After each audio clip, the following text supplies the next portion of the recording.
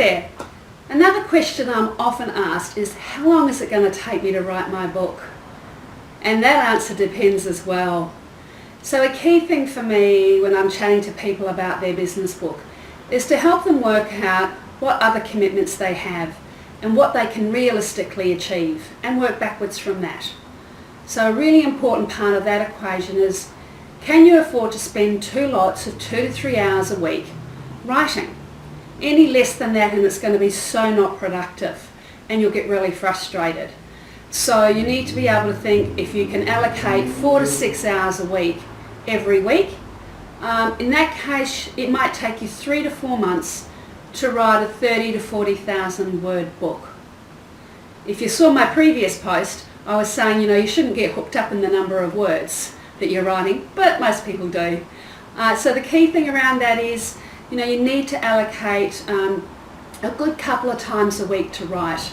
And the key thing around that is that if you leave it too long, it takes way too long to get back into the groove and you're not going to progress enough.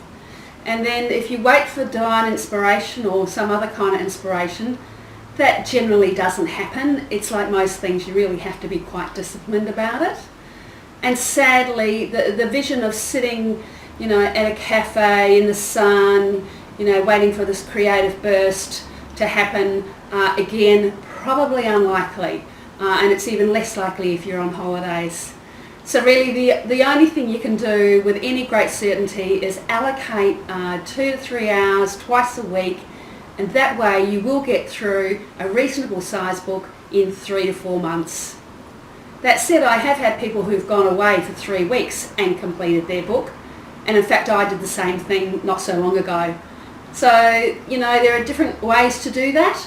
Most of us have to go out and earn a living and engage with people.